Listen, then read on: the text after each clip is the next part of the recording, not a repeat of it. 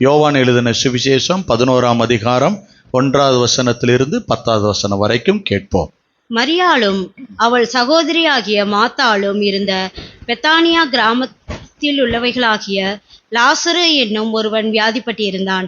கர்த்தருக்கு பரிமள தைலம் பூசி தன் தலைமயிரினால் அவருடைய பாதங்களை துடைத்தவள் அந்த மரியாளே. அவளுடைய சகோதரனாகிய லாசரு வியாதியாயிருந்தான். அப்பொழுது அவனுடைய சகோதரிகள், ஆண்டவர் நீ சிநேகிக்கிறவன் வியாதியாயிருக்கிறான் என்று சொல்ல அவரிடத்தில் ஆள் அனுப்பினார்கள். இயேசு அதை கேட்டபொழுது, இந்த வியாதி மரணத்துக்கு ஏதுவாயிராமல் தேவனுடைய மகிமை விளங்குவதற்கு ஏதுவாயிருக்கிறது. தேவனுடைய குமாரனும் அதனால் மகிமைப்படுவார் என்றார். இயேசு மாத்தாரிடத்திலும் அவளுடைய சகோதரனிடத்திலும் லாசருவினிடத்திலும் அன்பாயிருந்தார். அவன் வியாதியாய் இருக்கிறதற்காக அவர் கேள்விப்பட்ட பொழுது தாம் இருந்த இடத்திலே பின்னும் 2 நாள் தங்கினார். அதன் பின்பு அவர் தம்முடைய சீசரை நோக்கி, நாம் மறுபடியும் யூதேயாவுக்கு போவோம் வாருங்கள் என்றார். அதற்கு அவர்கள், ரபி, இப்பொழுதுதான் யூதர் உம்மை கல்லெறிய தேடினார்களே, மறுபடியும் நீர் அவ்விடத்திற்கு போகலாமா என்றார்கள். இயேசு பிரதியுத்தரமாக, பகலுக்கு 12 மணி நேரம் இல்லையா? ஒருவன் பகலிலே நடந்தால் அவன் இந்த உலகத்தின் வெளிச்சத்தை காண்கிறபடியினால் இடரமாட்டான். ஒருவன் இரவிலே நடந்தால் தன்னிடத்தில் வெளிச்சம் இல்லாதபடியினால் இடருவான் என்றார். ஒரு விசையாக கண்களை மூடி. எங்கள் அன்பின் பரலோக பிதாவே, உம்முடைய பரிசுத்த பிள்ளையாகி இயேசு கிறிஸ்துவுக்குள்ளாக வந்து உம்மை ஸ்தோத்திரிக்கிறேன்.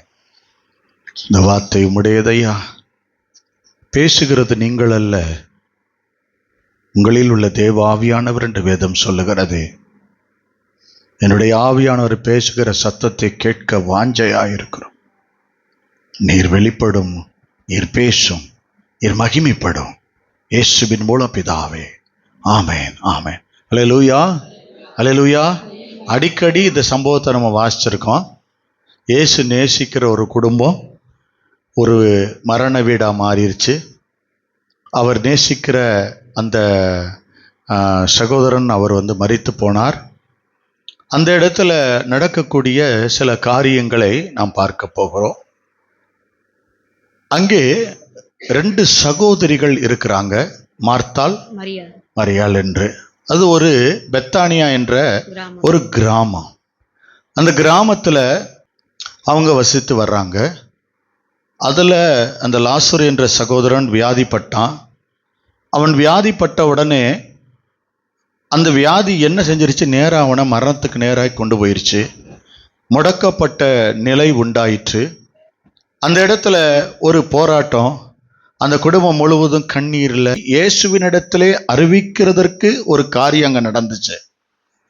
என்ன செய்யப்பட்டாங்கன்னா, அந்த செய்தியை இயேசுக்கிட்ட கொண்டு போகிறதுக்கு ஒரு காரியம். பெத்தானியா என்றால் துன்பத்தின் வீடு என்று அர்த்தம்.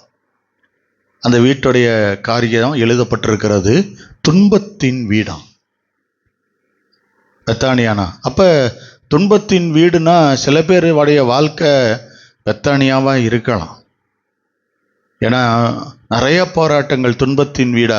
சில பேரெல்லாம் ஏண்டா வீட்டுக்கு போகிறோம்னு இருக்கும்.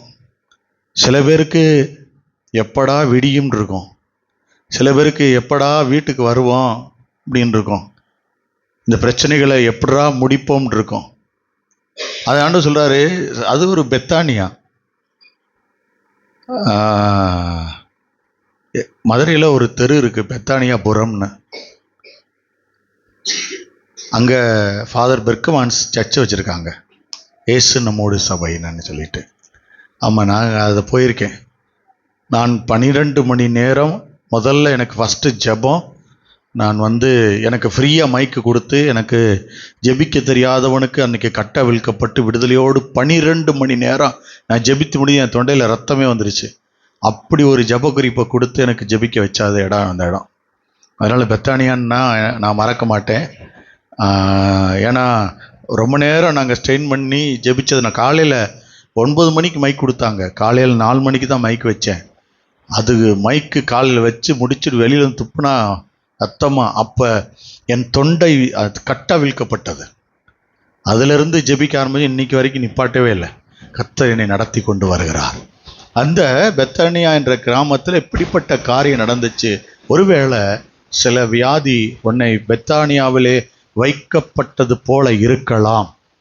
ஒருவேளை சில கஷ்டங்கள் நீ இந்த பெத்தானியாவுக்குள்ள இருக்கிறேன்னு நினைக்கலாம். ஒருவேளை சில மரணம் சம்பவித்தது உன்னை பெத்தானியாவில். வீட்டில் ஒரு துக்கம் வருமா? பாடு வருமா? இயேசு நேசிக்கிற வீட்டுக்கு துன்பம் வருமா? வரும் வரும். ஆனா அங்க ஒரு காரியம் நடந்திருக்கு. இயேசு தாமதமாய் வந்தா அப்படின்னு எழுதியிருக்கு. அல்லேலூயா. இந்த துன்பத்தின் வீட்டுக்கு இயேசு தாமதமா வந்தாரு. இயேசு நேசிச்சவங்க மார்த்தாள், மரியாள், சகோதரன் லாசரு. இயேசு நேசிக்கிற குடும்பத்துல வியாதி வந்துருச்சு. வியாதி வந்தது. இயேசு என்ன செய்யறாரு? தேவன் நேசிக்கும் ஒவ்வொரு குடும்பத்துக்கும் சில பிரச்சனைகள் வரும். பிரச்சனை வரும் தான் வேதம் சொல்லுது. பிரச்சனையில தேவன் கூட இருந்து உங்களை நடத்துவார்னு நான் நம்புறேன். உங்களை நேசிக்கிறவர் உங்களை செவ்வையான பாதைகளிலே ஆச்சரியமாய் அவர் உங்களை நடத்துவார் என்று நான் நம்புகிறேன். ஒருவேளை நீங்கள் உங்கள் வீட்டினால் இருக்கக்கூடிய பிரச்சனையை நீங்கள் யோசிக்கலாம். உங்கள் கணவர்னால் வரக்கூடிய பிரச்சனை, மனைவினால் வரக்கூடிய பிரச்சனை, ஹவுஸ் ஓனர் மற்ற இடங்களில் வர பிரச்சனையை குறித்து நீங்கள் கவலைப்படலாம். இயேசு யாருன்னு அவர் தன்னை வெளிப்படுத்துறதுக்கு வரைக்கும் தான் அந்த பிரச்சனை உங்ககிட்ட நிற்கும். அதற்கு பிறகு அது உங்ககிட்ட நிற்கவே நிற்காது. இந்த மரியாள் யாருன்னா, கர்த்தருக்கு பரிமள தைலம் பூசி, 2வது வசனம் சொல்லுது. அவ யாருன்னா, கர்த்தருக்கு பரிமள தைலம் பூசி தன் தலைமயிரினால் பாதத்தை துடைத்தவள். லூக்கா 10:39 அதை குறித்து எழுதியிருக்கிறது. அப்ப இயேசுவின் பாதத்துல தன் கண்ணீரை ஊத்தி அழுது ஜெபிக்கிறவனா அந்த வீடு எப்படிப்பட்ட வீடா இருக்கும்? இயேசு அங்க வீட்டுக்குள்ள வந்துட்டாரு. இயேசு இருக்கிற இடம் ஆராதனை கூட மாதிரி தான். இருக்கீங்களா? உங்க வீட்டுக்கு இயேசு வர்றாரா? உங்க வீடு ஆராதனை கூடமா இருக்கா? அப்போ உங்க வீட்டில் இயேசு வர்றாரு. உங்க கண்ணீர் அவர் பாதத்துல ஊத்துறீங்க. இவ என்ன செய்யறா? விசேஷத்தை தலைமுடியை வச்சு துடைக்கிறா.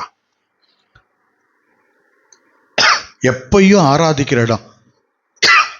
அந்த ஆராதிக்கிற இடத்துல இயேசு உட்கார்ந்துருக்க இடத்துல ஒரு மரணம் சம்பவிக்குது. ஒரு துக்கம் வருது. அங்க போராட்டம் வருது. ஆராதனை பண்ணிக்கிட்டு இருக்க வீட்டில் போராட்டம் வரும். அல்லேலூயா. ஏன்னா கர்த்தர் ஒரு காரியத்தை அங்க செய்ய போறார். அல்லேலூயா. இருக்கீங்களா? சகோதரர்களே, சகோதரிகளே, இருக்கீங்களா? அங்க சொல்லும் பொழுது நீங்க சிநேகிக்கிறவன். மார்த்தாள் மரியாள கேட்டா அங்க வருதா? மார்த்தாள் மரியாள கேட்டா அங்க இயேசு இல்லாம போனது தான் எங்களுக்கு இந்த பிரச்சனைன்னுவாங்க. ஹல்லேலூயா. அவங்க பாதத்தை தொட்டு ஆராதிக்கிறவங்க, அவங்க மேன்மையா பார்க்குறவங்க இல்லை. நின்று நிதானித்து அவர் அதை வேற மாதிரி துணிகரமா டான்ஸ்லாம் இல்லை, பாதத்துல கண்ணீர் விழுக ஆராதிக்கிற கொட்டாது. அந்த கூட்டத்தை கர்த்தர் விடவே மாட்டாரு. அல்லேலூயா. இந்த வியாதி ஏன் வந்துச்சு? இது உண்மையான காரியம் என்னன்னு தெரியல. ஆனா ஜெபிக்கிறவங்க வாழ்க்கையில ஆண்டவர் அவர் பிள்ளைகளை கைவிட மாட்டாரு. ஒருவேளை எந்த இடத்துல வேலையில கூட உங்களுக்கு அப்படிப்பட்ட நெருக்கம் வரலாம். நீங்க கடன் சரியா செலுத்த முடியாத நிலையில வந்து நின்று நீங்க அந்த இடத்துல போராடலாம். நீங்க தசமபாகம் கொடுக்கல, இல்லை நீங்க இப்படி நடக்கலை, இப்படி அதெல்லாம் காரணமே இல்லை. நீங்க இயேசுவின் பாதத்துல இருக்கிற உங்களுக்கு சில பாதைகள் இப்படி இருக்கும். அதுக்கு இதுதான் காரணம் இல்லை. கர்த்தர் சில நெருக்கத்துல நடத்துவாரு, ஆனா கட்டாயம் விடுவிப்பாரு. அந்த விடுவிக்கிறதுக்கு ஒரு காரணம் இருக்கும்.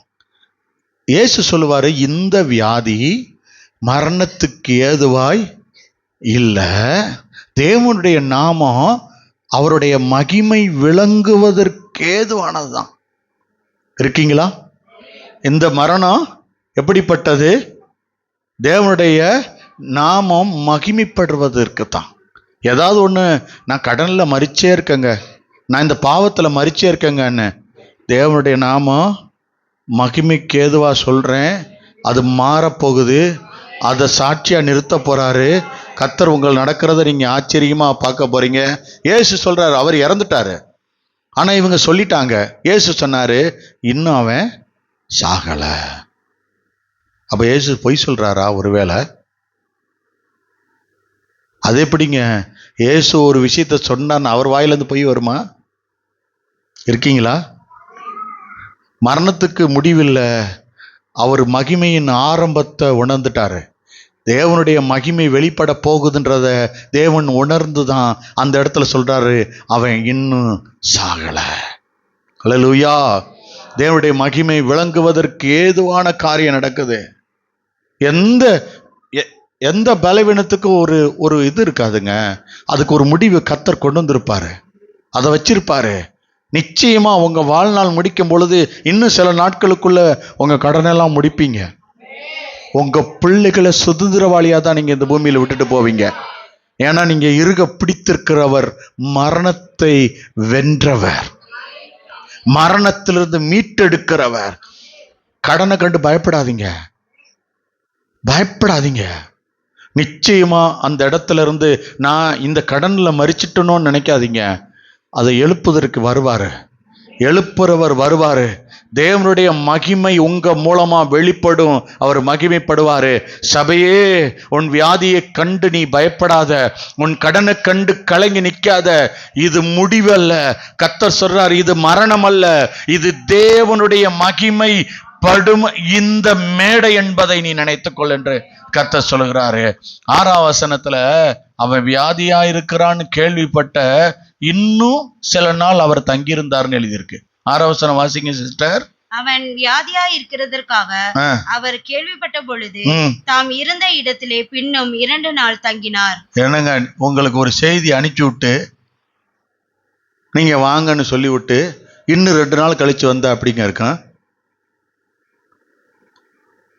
ஒரு கல்யாண வீடுனா 2 நாள் கழிச்சு வந்தா பொண்ணு மாப்பிள்ளைய பார்த்துக்கலாம், ரைட். அவர் சாக போறாரு, உயிருக்கு போராடுகிறார், கடைசி நிமிஷம். சில அவர் இறந்துட்டா கூட இன்னும் 2 நாள் தங்கி கழிச்சு வந்தா என்னங்க அர்த்தம்? என்னங்க ஆகும்? சில பேர் வாழ்க்கையில சில பேர் நினைச்சிட்டே இருப்பாங்க, ஆமாங்க நானும் சிலது கேட்டுக்கிட்டே இருக்கேன், ஆனா இன்னும் என் வாழ்க்கைக்குள்ள இயேசு வரவே இல்லையே, தாமதமாக தான் இருக்காரு, தாமதமாக. அதே மாதிரி தான் இந்த இடத்துலையும் ஒரு சூழ்நிலை இருக்கு. சொல்லி அனுப்பி இன்னும் 2 நாள் கழிச்சு வர்றது, அது எப்படிங்க? அது இயேசு சிநேகிக்கிறான் என்று அவன் வியாதிப்பட்டான்றதையும் அவங்ககிட்ட அறிவிச்சிட்டாங்க. அவங்க நேசிக்கிறவர்னு சொல்லியாச்சு. அவர் ரொம்ப தாமதமாகி 2 நாள் கழிச்சு அவர் அங்க வரார், லேட்டா வரார். யூதர்களுக்குள்ள ஒரு காரியம் இருக்கு. என்னன்னா, ஒருத்தர் மரித்து போயிட்டான்னா அந்த மரித்து போனுடைய ஆவி 3 நாள் அந்த அந்த உடம்பை சுத்திக்கிட்டு இருக்கும். சில மருத்துவர்களோ சில காரியங்களோ சில மனிதர்களோ மந்திரவாதிகளோ அவங்கெல்லாம் எழுப்பிட முடியுன்றத ஒரு நம்பிக்கை இருக்கு அவங்களுக்குள்ள. அந்த இடத்துல இயேசு உடனே எழுப்பி இருந்தார்னா என்ன சொல்லியிருப்பாங்கன்னா, இவரும் எல்லா மருத்துவரை போல இவரும் ஒருவர், எல்லா மந்திரவாதிகளைப் போல இவரும் ஒருவர் சொல்லியிருப்பாங்களா? ஆனா இயேசு அடுத்து இன்னும் ஒரு 2 நாள் கழிச்சு வராரு. ஏன்னா அவங்களுடைய எண்ணத்தை உடைக்கணும்னு, தேவனுடைய குமாரன் என்பதை நிரூபிக்கணும்னு, தேவனுடைய மகிமை வெளிப்படணும்னு கர்த்தர் வராரு. உங்க வாழ்க்கையில தாமதம் ஆயிடுச்சுன்னா தேவனுடைய குமாரன் உங்க மூலமா மகிமைப்பட போறாருன்னு அர்த்தம். மகிமைப்படும்படிக்கு தான் அந்த அற்புதம் உங்க வாழ்க்கையில் நடக்க போகுது. நம்புறீங்களா? மரணத்தை ஆண்டவர் எப்படி சொல்றாரு? யூதர்களுடைய நம்பிக்கையை உடைச்சு மாத்துறாரு. இன்னைக்கு உங்களுக்குள்ள ஒரு சில அவங்களுக்குள்ள 100% இருந்துச்சு, கொஞ்ச நஞ்சம் இல்ல, 100% நம்பினாங்க. அவங்க 3ஆவது நாள் மந்திரவாதிகள் எழுப்ப முடியும் நம்பினாங்க. ஏசு அதனாலதான் இப்ப அந்த அம்மா சொல்லுச்சு, இனி நாருமே கன்ஃபார்ம் பண்ணிட்டாங்க. எப்படி? ஒரு பாடி 4ஆவது நாள் அது நாருன்றத அவங்க கன்ஃபார்ம் பண்ணி அவங்க சொல்றாங்க. அந்த அம்மா இனி போன நாருமேன்னு கிளியர் ஆயிடுச்சு அப்பாவுக்கு. இப்ப நான் வர்றேன், கல்லறைக்கு வர்றாரு இப்ப. ஏன்னா மனுஷன் முழுவதும் என்னால முடியலன்னு எப்ப சொல்றானோ அப்ப அந்த மரணத்தை உடைச்சி உயிரோட எழுப்புறதுக்கு இயேசு வந்துருவாரு. நம்புறீங்களா? என்னால அடைக்க முடியலப்பா நீங்க எப்ப கையை உயர்த்திட்டு முழங்கால நிக்கிறீங்களோ அப்ப ராஜாதி ராஜா கர்த்தாதி கர்த்தர் சாவாமை உடையவர் உன் வாழ்க்கைக்குள்ள வந்துட்டாருன்னு அர்த்தம். உன் பிரச்சனைக்கு ஒரு முடிவு, நல்ல முடிவு வந்துருச்சுன்னு அர்த்தம். நீ நல்ல சாட்சியா நிற்க போகிற, நல்ல நல்ல சாட்சி சொல்ல போறேன்னு அர்த்தம். எல்லாவற்றையும் மருத்துவர் சொல்லுவாரு, முடிஞ்சிருச்சு, இவ்வளவுதான் ரிசல்ட், அவ்வளவுதான். மருத்துவர் கிட்ட சொல்லுவாரு, இதுதான் ரிசல்ட்னு, முடிஞ்சிருச்சுன்னு. முடிஞ்சதை இயேசு தொடங்குவாரு, முடிஞ்சதை இயேசு தொடங்குவாரு. ஒண்ணுமே இல்லை. உங்களுக்கு தெரியும், நான் ஏற்கனவே சாட்சி சொல்லியிருக்கேன். டார்வின் சார்லஸ் அந்த ஊழியக்காரர், அவரு இன்னும் நான் இயல, இன்னும் தோற்று போகல, அந்த பாட்டு பாடினவர், ஒரு பெரிய டார்வின் எபினேசர், சாரி, அல்லேலூயா. கர்த்தர் நல்லவர். அவர் இரக்கத்தில் நம்மோடு கூட ஐஸ்வர்யம் உள்ளவராக இருக்கிறாரு. அவர் நல்ல தகப்பன் அவர். அல்லேலூயா. பாருங்க, இந்த இடத்துல ஆண்டவர் ஒரு காரியத்தை ஒரு அந்த அந்த முடிஞ்சு போச்சு, மரணம் முடிஞ்சு போச்சுன்ற மாதிரி அந்த டார்வின் அவங்களுக்கு ஒரு பெரிய ஊழியத்துக்கு போகும் பொழுது 4-5 பேர் போயிருக்காங்க. அந்த கார் ஒரு பெரிய விபத்துல மாட்டிருச்சு. அந்த விபத்துல மாட்டி எல்லாம் சுக்குநூறா ஒட்டஞ்சு கார் உள்ள சப்பளிஞ்சு போச்சு. இவரு இன்னொரு 2 பேரா யாரோ ஒரு ஆளோ அவங்க இருந்தாங்க. அந்த இன்ஜினை இந்த பக்கம் வண்டி வச்சு பிடிச்சி பிச்சு இப்படி இழுக்கும் பொழுது உள்ள இருந்து அவர் வெளியே விழுந்தாரு. இந்த தாடெல்லாம் தனியா கழண்டு தொங்குது, அம்பட்டும் உள்ள நெஞ்சு எலும்புலாம் உடைஞ்சு எல்லாம் நிக்குது, லிவர்ல குத்தி எல்லாம். பல மாதங்கள் மருத்துவமனையில் ஐசியூ வார்டில் வச்சிருந்தாங்க அவரை, பல மாதங்கள். 3 மாசம் கழிச்சுதான் கண்ணே திறந்திருக்காரு. எங்க இருக்குன்னே தெரியாது. கண் திறந்து பார்க்கும்போது கூட யாருமே இல்லை, மருத்துவர் இல்லை, யாருமே இல்லை, ஐசியூவில் இருக்காங்க, யாருமே இல்லை, அங்கே போட்டு வச்சிருக்காங்க, அப்பா அம்மா இல்லை, குடும்பத்தில் யாரும் இல்லை. இவர் அழுகிறாரு. என்ன அழுகிறாரு? உமக்காக வேலை செய்ய போனேன், எனக்கு ஏன் இவ்வளவு பெரிய விபத்து?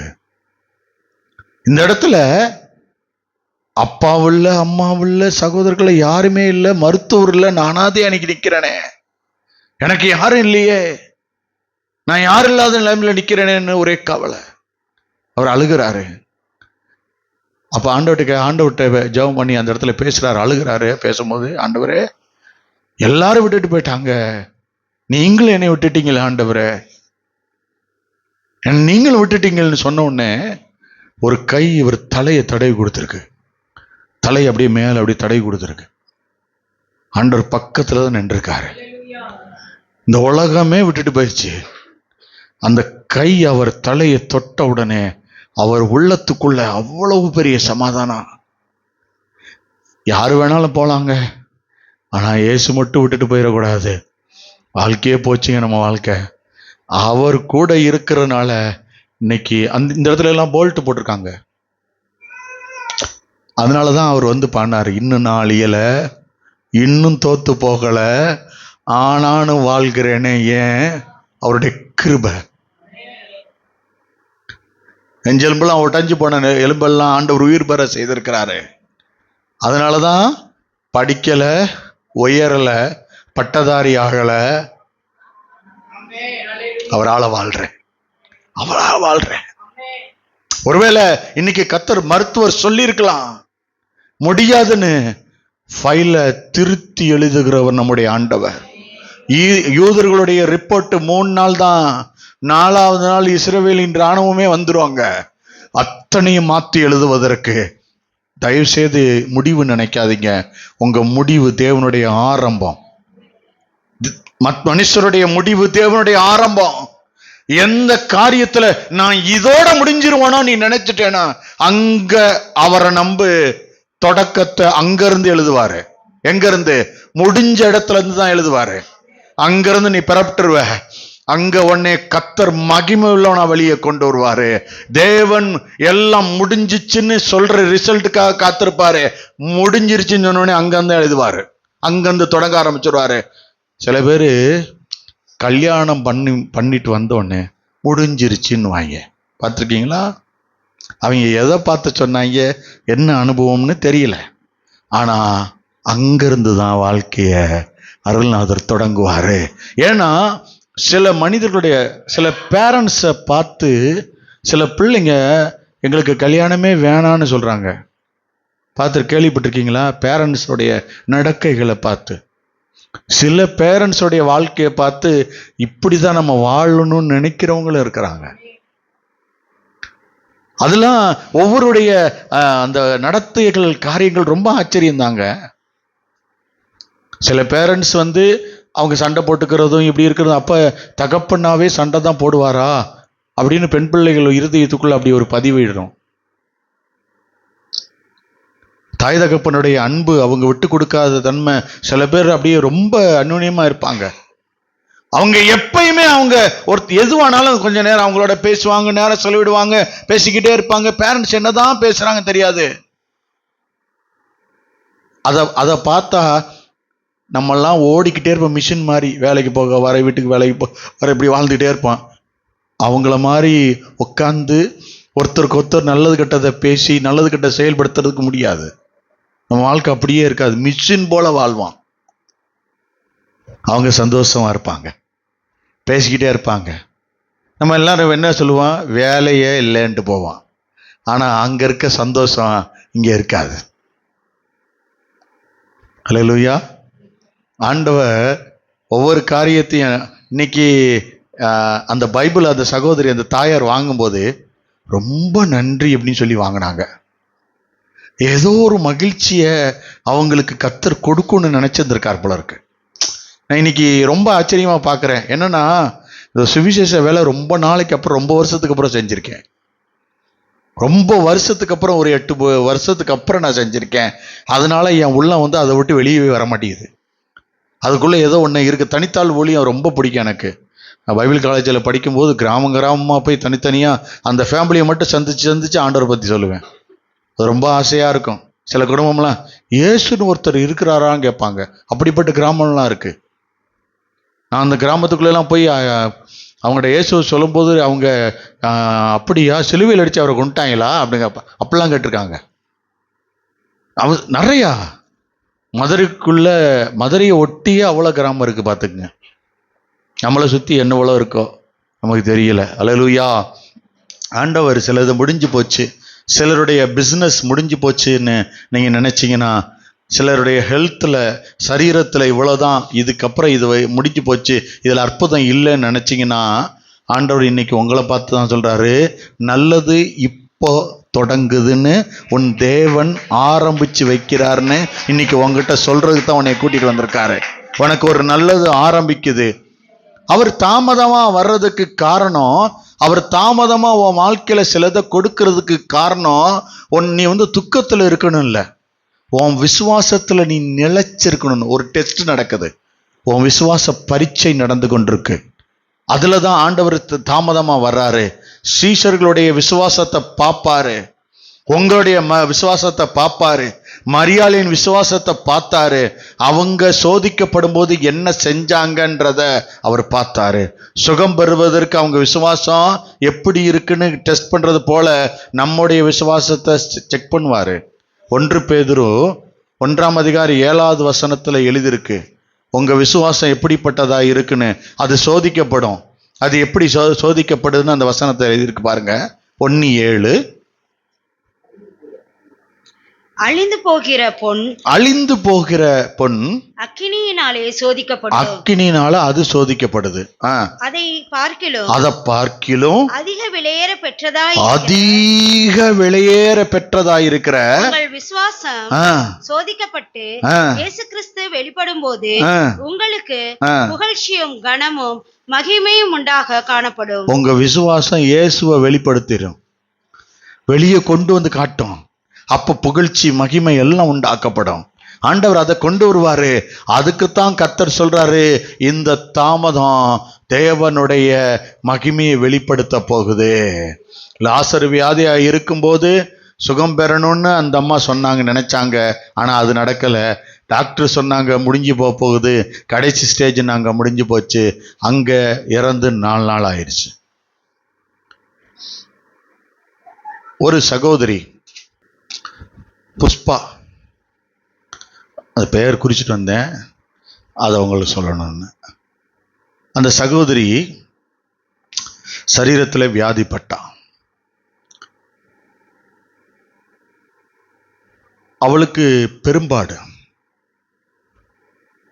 அந்த வயிற்றுல கட்டி. இந்த நம்ம மார்க்கு 5ஆம் அதிகாரத்தில் வாசிக்கிறோம் 25 வசனம், அந்த மாதிரி அவளுக்கு உதிரப்போக்கு எப்படின்னா கட்டி வந்ததுனால அதே 12 வருஷம். ஒரு கிராமத்தில் நடந்த சம்பவம். அவ பேரு புஷ்பா. அந்த மகளுடைய சரீரத்தில் அந்த கட்டி வந்ததுன்னா 12 வருஷம் உதிரப்போக்கு. அவ இந்த இயேசுவை பிடிச்சுக்கிட்டதான், அவ இயேசுவை நம்புறவ தான். அவ கிட்டத்தட்ட அவளுக்கு வந்து ஒரு 48 வயதாகுது அந்த மகளுக்கு. அந்த கர்ப்பத்தில், அந்த கர்ப்பப்பைக்குள்ள ஒரு கட்டி 12 வருஷமா. அது பயங்கரமாக பெருசாகி ரத்தப்போக்கு நிற்கவே இல்லையா. அது ரொம்ப போராடிக்கிட்டு அது வெளியேற்று பல டாக்டர்கிட்ட போயிட்டாங்க. கோயம்புத்தூர், மதுரை, சென்னை 4 லட்சம் ரூபாய் செலவிட்டுருக்காங்களாம். இந்த இடங்கள்லாம் கொண்டு போய் இந்த கட்டிக்காக எல்லா பிரயாசங்கள் இருக்காங்க. செலவிட்டு நகை, எல்லா நகையையும் அடமானம் வைத்து அதை விற்று தன்னுடைய எல்லா காரியத்தையும் செய்திருக்கிறாங்க. நிறைய பேர்கிட்ட கடன் வாங்கி ஊரெல்லாம் கடன் ஆயிடுச்சு. இந்த காரியத்தை தன் கணவன் அதை பார்த்து பார்த்து என்ன ஆச்சுட்டா, குடிகாரனா மாறிட்டார். அந்த புஷ்பா, அந்த சகோதரியுடைய அந்த கணவர் வந்து இயேசுவை தேடி தேடி தேடி நீ கும்பிட்டுக்கிட்டு தான் கிடக்கிற, இவ்வளவு வருஷமா இருந்திருக்கு தெரியாம போச்சு, இப்ப பாரு 12 வருஷமா உங்களுக்கு வளர்ந்துருக்கும். டாக்டர் சொல்றாரு கட்டி கர்ப்பப்பையில இருக்கு. இது இவ்வளவு பெருசா ஆகிற வரைக்கும் இப்படி ஆண்டவற்றை இவ்வளவு நாள் வாரம் வாரம் வாரம் போறீங்க, ஒண்ணுமே நடக்கலையேன்னு இவர் குடிகாரரா, பயங்கர குடிகாரரா மாறிட்டார். குடிச்சிட்டு வந்தா அடிக்கிறது, பயங்கரமா அந்த பெண்ணை போட்டு அடிக்கிறது. அவ இரவு புள்ள அடி வாங்குவா அந்த உதிரப்போக்கோட. அவளுக்கு அவ்வளோ வேதனை. அவங்க மகன் வந்து ஒரு பையன் இருக்கான், அவனுக்கு வயசு 25. அவன் அவங்க அம்மா பார்த்துருவான், நீ செத்து போமா அப்படின்னு சொல்றான். ஒன்னால நாங்கள் நிறைய இடத்துல கடன் வாங்கிட்டோம், நாங்கள் இந்த கடனையே எப்படி கட்டி பிடிக்க போகிறோன்னு தெரில, இன்னும் நீ ஆப்ரேஷன் பண்ணி அந்த கட்டி எடுத்து இன்னும் இந்த காரியத்துக்குள்ள எவ்வளோ லட்சம் கடன் வாங்கணும்னு தெரில, நீ செத்து போமான்னு சொல்கிறான் அந்த பையன் அவங்க அம்மாவை. ஒரு நாள் இரவு 2 மணிக்கு அந்த அம்மா எழுந்து பார்க்குறாங்க, பாயே நனைஞ்சு போச்சான், முழுக்க நனைந்து போய் அவங்க அழுகுறாங்க. அவங்க முழங்கால் படிட்டு அழுகுறாங்க, அவங்க துக்கப்படுறாங்க. இவ்வளவு என் சரீரத்தில் வேதனைப்படுறனே, இவ்வளவு காரியங்களை முழங்கால் போட்டு இந்த மார்க்கு 12 அந்த 5ஆம் அதிகாரத்தை எடுத்து அவங்க சொல்லி அழுகுறாங்க. என்னன்னா அந்த மக வந்து 12 வருடமா பேர்பாடு உள்ளவங்க வஸ்திரத்தை தொட்டு சுகம் அடைஞ்சிட்டாலே, எனக்கு சுகத்தை கொடுக்க ஆண்டவரே முழங்கால் போட்டு அழுகிறா. இவ்வளவு வேதனை பாருங்க. எனக்கு இருக்க பையன் இதை பார்த்தா அவன் எவ்வளோ வேதனைப்படுவான், எவ்வளோ ரத்தம் ஓடி இருக்கு, பாய் முழுவதும் அணைஞ்சுன்னா எவ்வளோ ரத்தம் ஓடி. அவள் இரவு 2 மணிக்கு எழுந்து அலசி அவள் அழுகிறா, வேதனை தாங்க முடியல, அவள் அழுகிறா. இந்த காரியத்தை சொல்லி என் வஸ்திரம் முழுவதும் நனைஞ்சு போயிச்சே. அந்த சகோதரி இயேசுவின் வஸ்திரத்தை தொட்டுன்னு சுகமடைஞ்சிட்டான்னு அழுகிறா. இந்த பெருமாளில் மருத்துவர்கிட்ட கொண்டு போகிறாங்க. அன்று இரவு ரொம்ப இதாகிட்டனால ஹாஸ்பிட்டலுக்கு கொண்டு போகிறாங்க. அங்கே என்னாச்சுன்னா டாக்டர் சொல்லிட்டாரு, நீ ஆப்ரேஷன் பண்ணலேனா, கட்டி எடுக்கலேனா இன்னும் ஒரு சில நாட்களுக்குள்ள நீ இறந்துருவேன். புருஷன் அடிக்கிறாரு, பையன் செத்து போன்னு சொல்கிறாரு, எல்லாரும் கைவிட்ட நிலை. ஆனால் இவ இயேசு கை பிடிச்சிக்கிட்டு, நான் உங்கள் வஸ்திரத்தை பிடிப்பேன், என்னை நீங்கள் சுகமாக்குவீங்க, என்னை எப்படியாவது நீங்கள் காப்பாற்றுவீங்க, என்னை அந்த உலகமே புறக்கணிச்சாலும் நான் உங்களை விட மாட்டேன்னு இவ ஆண்டவரை பிடிச்சி நிற்கிறான்.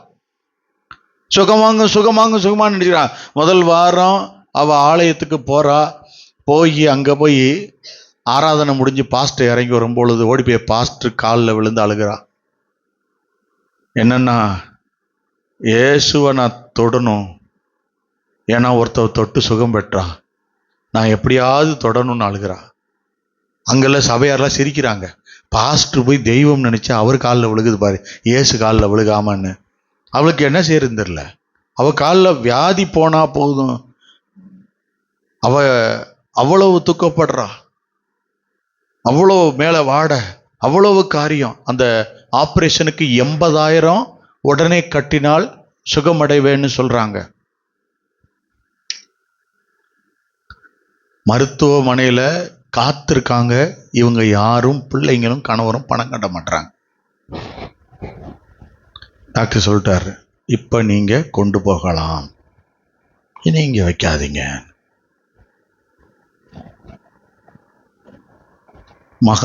கணவர் குடிச்சிட்டு இந்த மாதிரி இருக்கியன்னு அடிக்கிறாரு.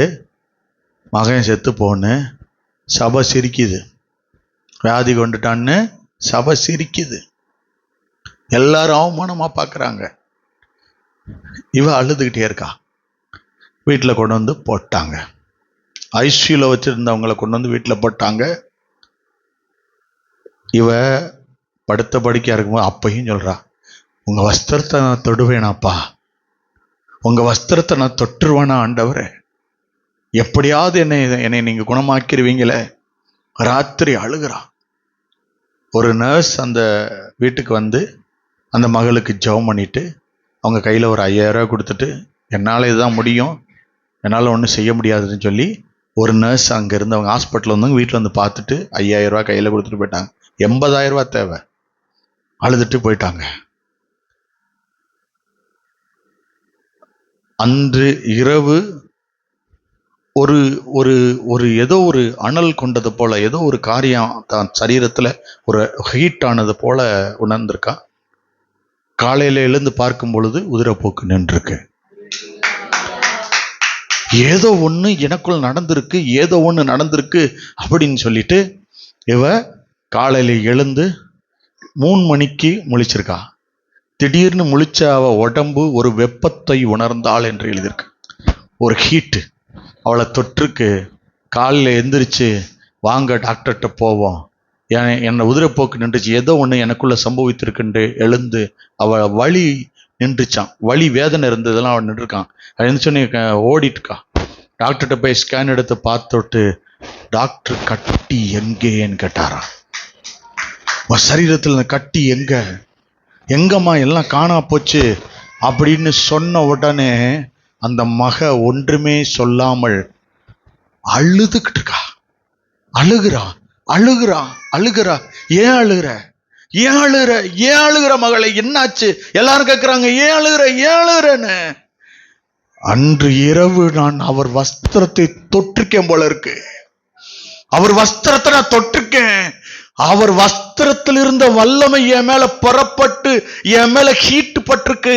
அதனால நான் சுகமடைஞ்சிருக்கேன்னு அந்த மக சொல்லியிருக்கா. அதனாலதான் என் மேல எனக்கு வயிற்றில் இருந்த கட்டி மறைந்து, எனக்குள்ள இருந்த வியாதி மறைந்தது, வலி வேதனை மறைந்தது, நான் சுகமடைந்திருக்கிறேன்னு அவ சொன்னா. சபைக்கு வந்துட்டா. நீங்க எல்லாம் சிரிச்சீங்களே, என் ஊழியக்காரனுடைய பாதத்தை தொட்டேன்னு என் அருள்நாதருக்கு கேட்டிருக்கு. நான் அவர் பாதத்தை தொடல, நான் இயேசுவின் பாதத்தை தொட்டிருக்கேன், இயேசுவின் சரீரத்தை தொட்டிருக்கேன். இயேசுவின் வஸ்திரத்தின் ஓரத்தை தொட்டு ஒருத்தர் சுகமானது போல நான் அன்னைக்கு இயேசுவை தொட்டிருக்கேன். எனக்குள்ள அந்த வல்லமையை உணர்கிறேன் அவர் சொன்னான். இன்றைக்கு ஆண்டவர் சொல்றாரு, எது மரணம் என்று நீ நினைக்கிறையோ, எது முடிஞ்சு போச்சு நினைக்கிறியோ, இதோ அவர் கரம் உன்னை தொடுவதற்கு இறங்கி வருகிறது. நீ உன் விசுவாசத்தின் பரீட்சை, நீ பயப்படாத. லாசரு உயிரோடு எழுப்பினவர் இன்னைக்கு ஒன்ன தொட வந்திருக்கிறாரு. யூதர்களுடைய சட்டம் என்ன வேணாலும் இருக்கலாம். ஒருவேளை மருத்துவர் ஒரு ரிப்போர்ட்டை பார்த்துட்டு இனிமே நீ இந்த வியாதி உனக்கு இருக்குன்னு சொன்னார்னா இப்ப நீங்க நம்பாதீங்க. இப்பல இருந்து உங்க வியாதியில ஒரு அற்புதம் நடக்க போகுது. இயேசு உள்ள வர்றாரு. இயேசு அங்கே ஒரு பெரிய மாற்றத்தை, உனக்கு ஒரு அற்புதத்தை செய்ய போறாரு. இன்றைக்கு அவர் பாதை இந்த இடத்துக்கு வந்துருச்சு, நேரா திருப்பிருச்சு. இன்னைக்கு சொல்றேன், ஆபத்து பிசாசுனால வந்தா கூட அதை மாத்த இயேசு வல்லவராய் இருக்கிறாரு. இயேசு சொல்றாரு, இன்னைக்கு போவோன்னு அங்க சீசர்களிடத்துல சொன்னவரு இன்றைக்கு பரலோக தேவ தூதர்கள்ட்ட சொல்லிட்டு இங்க வர்றாரு. இருக்கீங்களா? இருக்கீங்களா? பக்கத்துல உள்ளவங்களை பார்த்து சொல்லுங்க, உங்களை பார்க்க தான் இயேசு வர்றாருன்னு. சொல்லுங்களேன், சொல்லுங்களேன். பக்கத்துல உள்ளவங்களை பார்த்து கை கொடுத்து கூட சொல்லுங்களேன், உங்களை பார்க்க தாங்க ஏசு. எப்பா கை கொடுப்பா, உங்களை பார்க்க தான் ஏசு இன்னைக்கு வர்றாரு. அல்லேலூயா. இன்றைக்கு இயேசுவின் வெளிச்சம் உங்க மேல இறங்க. எவ்வளவு மகிழ்ச்சியா இருக்கு, எவ்வளவு மகிழ்ச்சியா இருக்கு. அற்புதம் நடந்தா எப்படி இருக்கும்? இதே சபையில நீ சாட்சியா நிக்க போற. இயேசு சொல்றாரு, பயப்படாத, உன் நேரம் இன்னைக்கு முடிஞ்சிருச்சுன்னு சொன்னா, பிதாவின் நேரம் தொடங்கிருச்சு, பிதாவின் சித்தம் ஆரம்பிச்சிருச்சு, உன் தேவனுடைய டைம் வந்துருச்சு. இன்றைக்கு கர்த்தர் உன் வியாதிகளை நிர்மூலமாக்க இறங்கி வருகிறான். உன்னை கடன்ல இருந்து மீட்கிறேன்னு இன்னைக்கு சொல்லி இருந்தாருன்னா அந்த முடிவை எடுத்துட்டாரு. சபையே, நீ பெத்தானியாவுல இருக்கேனா, இன்னைக்கு பெத்தானியாவுக்கு இயேசு வர்றாரு, உன் வீட்டுக்கு வர்றாரு. எது உன் வீட்டுல செத்து இருக்கோ அந்த செத்ததை மாத்துறதுக்கு தாமதமா வர்றாரு நீ நினைக்கிற. இல்ல இல்ல, உன் விசுவாசத்தை பலப்படுத்தி உன்னை சந்திக்க இயேசு வர்றாரு. மரண முடிவில்லை. இருக்கீங்களா? மரண முடிவில்லை, அது தொடக்கம். தேவனுடைய இங்க பாருங்க, தேவனுடைய மகிமை விளங்குகிற இடம் அது. எனக்கு இதுவரைக்கும் அற்புதம் நடக்கலங்க. தேவனுடைய நாம மகிமைப்பட போகுது, ஒன்னால மகிமைப்பட போகுது. சிலர் இன்னும் 2 நாளைக்குள்ள அந்த மகிமையின் அற்புதத்தை பெற்றுக்கொள்ள போறீங்க. சிலர் 7 நாளைக்குள்ள நீங்க எதிர்பார்த்த காரியத்தை கர்த்தர் உங்களை செய்ய போறாரு. நீங்க சில பேர் உங்க வாழ்க்கைக்குள்ள சில பேர் எச்சரிக்கை பண்ணிட்டு போயிருக்கான், அதெல்லாம் கர்த்தர் பெத்தானியாவுக்கு வந்து நான் மாத்துவேன்னு கர்த்தர் இன்னைக்கு உங்ககிட்ட சொல்றாரு. சிலர் வாழ்க்கையில ஒரு பெரிய கல்லு இருந்து தடுக்கிறது போல இருக்கு, அந்த கல்லை இயேசு இன்னைக்கு பரட்டுறாரு. லாசருவை உயிரோடு எழுப்புறதற்கு வந்திருக்கிறாரு அப்படி நினைக்காத. இன்னைக்கு ஒன்ன பார்க்க தான் இயேசு வந்திருக்கிறாரு. இன்னைக்கு நீ விசுவாசித்தால் தேவனுடைய மகிமையை காண்பாய். விசுவாசித்தால் தேவனுடைய மகிமையை காண்பாய். கல்ல பரட்டுறாரு கர்த்தர். நீ எதிர்பார்க்க முடிவை கொடுக்க போறாரு. யார் வாழ்க்கைக்குள்ள வந்திருக்காரு எனக்கு தெரியாது, ஆனா கை வைக்க போறாரு. அது தாமதமா வந்துட்டான்னு நினைக்கிற, இன்னைக்கு கை வைக்கிறத நீ உணர்வ. கர்த்தர் சொல்றாரு, ஆண்டவரே அது நான் தானே சொன்னேனா. இன்னைக்கு கர்த்தர் ஒன்னதான் தொடராரு. இந்த பிரச்சனை முடிஞ்சு போச்சே, நான் ஏமாந்தது என்னை ஏமாத்திட்டாங்கன்னு நினைக்கிறீங்கல்ல, அது எத்தனை நாளா இருந்தாலும் சரி, இன்னைக்கு அந்த ஏமாத்துதலை கர்த்தர் சரிபடுத்துற நாள் இன்னைக்கு அந்த நாளா நினைச்சுக்க. அது இன்னைக்கு உனக்கு செய்ய போறாரு இயேசு. அது கர்த்தரே செய்கிறார், அது கர்த்தரே செய்கிறார். ஏன் இன்னும் 2 நாள் தெரியுமா? ஏன் இன்னும் 2 நாள் கழிச்சு நடக்க போகுதுன்னா, மனுஷன் முடிஞ்சிருச்சுன்னு சொல்லணும். அவன் சொன்னதுக்கு அப்புறம் இவர் வந்து இந்த 2 நாளைக்குள்ள தொடங்குவாரு. இல்ல இல்ல இல்லன்னு சொல்லுவாங்க பாருங்க, அங்க திடீர்னு கர்த்தர் ஒரு அற்புதத்தை தொடங்குவாரு. அது தாமதம். உன் வாழ்க்கைக்குள்ள ஏதோ ஒன்றை செய்வதற்கு இயேசு புறப்பட்டு விட்டார். கர்த்தர் இன்றைக்கு அந்த வீடு மரண வீடா இருந்தா கூட அவர் மாற்றுவதற்கு, ஜெயமாய் மாற்றுவதற்கு அவர் வல்லவராய் இருக்கிறார் என்று இன்றைக்கு இயேசு சொல்லுகிறார். அல்லேலூயா, அல்லேலூயா. மலை போல நிக்கலாம், உன் பிரச்சனை மலை போல நிக்கலாம். சில வேளையில நீ அழுதுகிட்டு நிக்கலாம் அந்த இடத்துல. ஏன் சில பேர் சொல்லுவாங்க அந்த பிரச்சனைய பார்த்து, நான் ஏன் உயிரோட இருக்கணும்னு. ஆண்டவர் சொல்றாரு, நான் என் பிள்ளைய சந்திக்கிறதுக்காக நீ உயிரோட இருக்கணும்னு சொல்றாரு. என் பிள்ளைய இந்த உலகத்திற்கு சாட்சியா லாசருவ சொன்னது போல, லாசருவ காண்பிச்சது போல உன்னை உயிரோட வச்சு காண்பிக்கணும்னு தான் கர்த்தர் உன்னோட இருக்கிறாரு. கர்த்தர் ஒருவேளை உன் புருஷனால வரக்கூடிய போராட்டத்தை 4 நாள்ல மாத்துவார் நம்பினேனா, இயேசு வந்துட்டாரு, இப்போ உயிரோட எழுப்புறாரு. ஒரு பிரச்சனை 4 நாளைக்குள்ள மாறப்போகுது. அல்லேலூயா. இயேசு 4 நாளைக்குள்ள சில விஷயத்தை செய்ய போறாரு. 2 நாள் தாமதமா வர்றது அற்புதத்தை நீ பார்க்க வேண்டுன்றதான். தேவன் உன் வீட்டிற்குள்ளாக இறங்கி கிரியை செய்யறத நீ பார்க்க போற. இருக பிடிச்சு கொள்ளுங்க, இருக பிடிச்சு கொள்ளுங்க, இயேசுவை பிடிச்சு கொள்ளுங்க. இங்க வருங்க, அவர் ரொம்ப நாளா போராடினா. எல்லாரும் கேட்டாங்க, ஏசு ஏசுன்னு போனிய, இன்னும் அவன் பிரச்சனை மாறலையேன்னு. அவன் நம்பின, அவ சொன்ன கத்தி அழும்போது சொல்ற, ஹாஸ்பிட்டல்ல நான் ஒருவேளை தொற்றுப்பேன், ஒருவேளை தொற்றுக்கேன் போல இருக்கு, அதனாலதான் அவர் வல்லமை என்னை குணமாக்கிருச்சுன்னு. இன்னைக்கு நீ தொற்று, இன்னைக்கு நீ நல்லா போகணும், இன்னைக்கு உன் வாழ்க்கை மாறிடணும். இன்னைக்கு எந்த கஷ்டம் உன் வாழ்க்கையில் இருக்க கூடாது, உன் நம்பிக்கை தோத்தே போக கூடாது. நீ ஜெயம் அடைஞ்சவனா இன்னைக்கு இந்த உன் வீட்டுக்குள்ள போகும்பொழுது ஜெயத்தை பெற்றவனாய் மாறணும். சாட்சியா தான் இருப்பேன், அநேகருக்கு சாட்சியா தான் உன்னை வைப்பாரு. ஒருவேளை நீ பிறந்ததுல இருந்து அழுதுட்டு வந்திருக்கலாம், இன்னைக்கு அந்த அழுகையை, அந்த அழுதுகிட்டே இருந்த அது ஒரு மரணம், அதுல இருந்து உன்னை உயிர்ப்பிக்கிறாரு, அதுல இருந்து உன்னை எழுப்பி கொண்டு வராரு, அதுல இருந்து உனக்கு ஒரு மாற்றம் நடக்குது. நீ அழுத காரியம் கர்த்தர் மாறுதலாய் அமைய பண்ண இயேசு வல்லவராய் இருக்கிறாரு. சிலருடைய மருத்துவ ரிப்போர்ட்டை மாத்துறாரு, சிலருடைய முடிவு மாறுகிறது.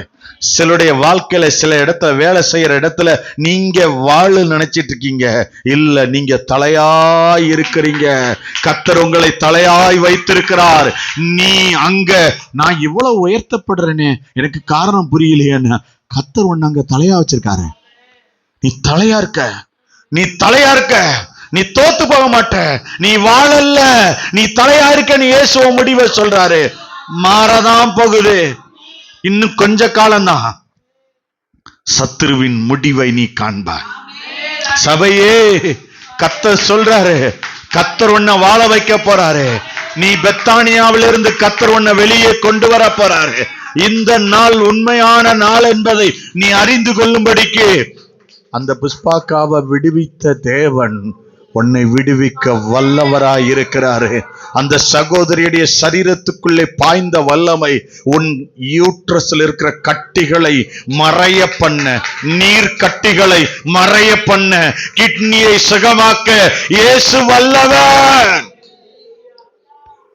சுகர்ல அற்புதம் நடக்குங்க.